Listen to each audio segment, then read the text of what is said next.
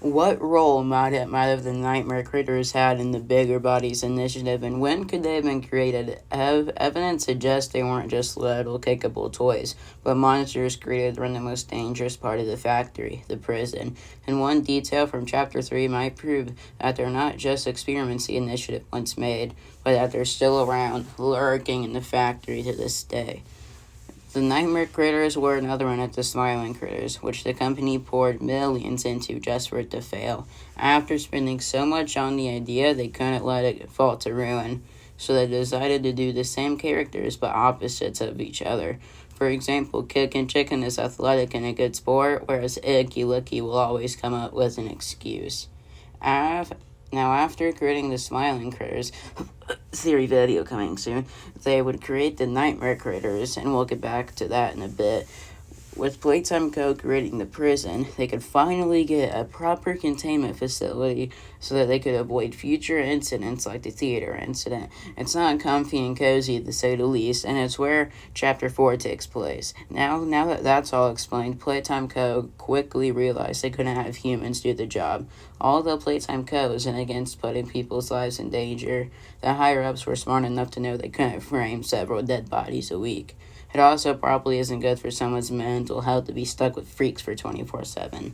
Their solution: create bigger bodies similar to a line of experiments they had just finished creating, the Nightmare Critters. Humans were working the job would be too expensive and less efficient.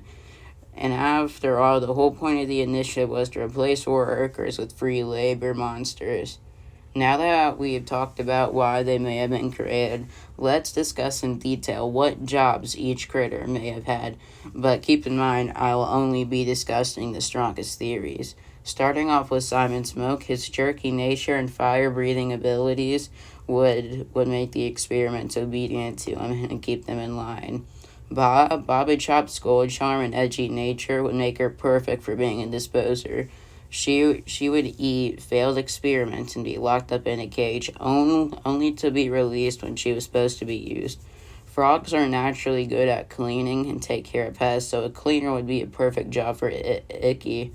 He can also traverse and jump at a really fast and high rate, so he could easily get to places the average human could not. Raby Baby would be the night watch.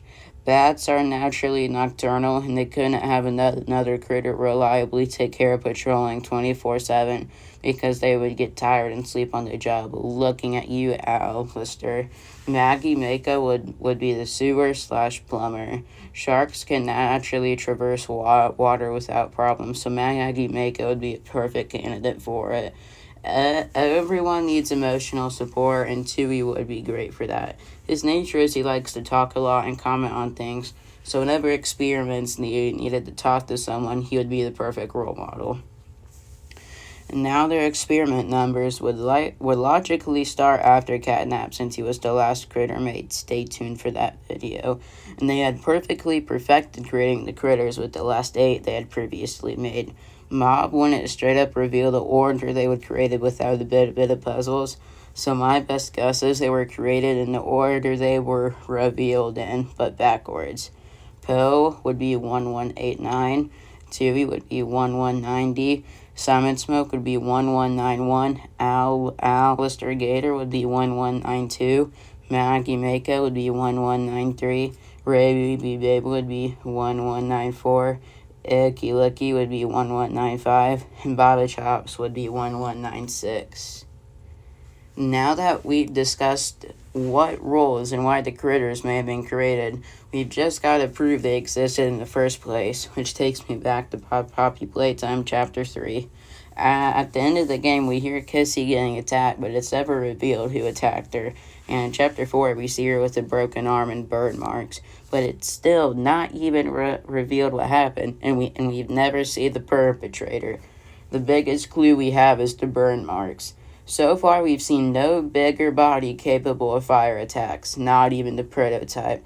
And we know this wasn't just some machine fire, it was a full-blown battle arena up there. And we only know one toy whose bigger body would have been capable of fire: Simon Smoke. It's a bit of a stretch, but hear me out. we know the nightmare critters are not associated at all with Plicker, so why would Simon Smoke have been down there? We know the prototype wanted to get rid of us and take Poppy fast, and Catnap was not cutting it. He was passing up so many chances to get rid of us. And I'll pause there for a second. Also, you may think it was the prototype who injured Kissy Missy, but in the beginning of Chapter 4, Poppy goes back up to the surface. Why would she go willingly back up to the surface to the monster she's been trying to escape literally the whole time? She's literally death scared of him. Doesn't make sense. So now let's get back to that.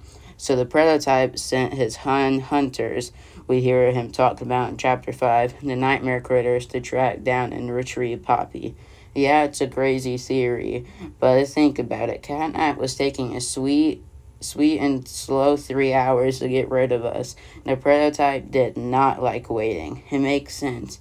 But then this also means some of the other critters might be following us, but that's a theory for another video. And that leads us to... This note says that the two lines of critters got along for a quote-unquote time. The main reasons we know for Toy splitting up in the factory is because of the rebellion and the prototype. We know most of the smiling critters participated in the Hour of Joy, but went to the rebellion afterwards.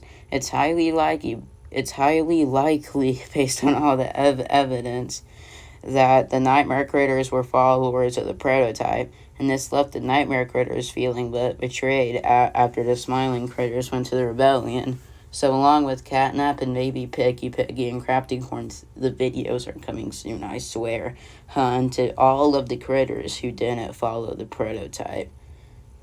Now we kind of go back to talking about the critters hunting the player, which leads us back again to Chapter 5. In Chapter 5, we hear the prototype mention his hunters to Chum Chompkins. And I'm pretty sure we all know where I'm going with this. His hunters are likely a Bobby Bear Hug, as we hear with Giblet in an audio tape in Chapter 5, and maybe a bigger body of Candy Bat and Catbee, who knows. But maybe, just maybe, the nightmare critters. It explains why they still weren't in the prison. They left to the labs with the prototype to be his warriors, one might say.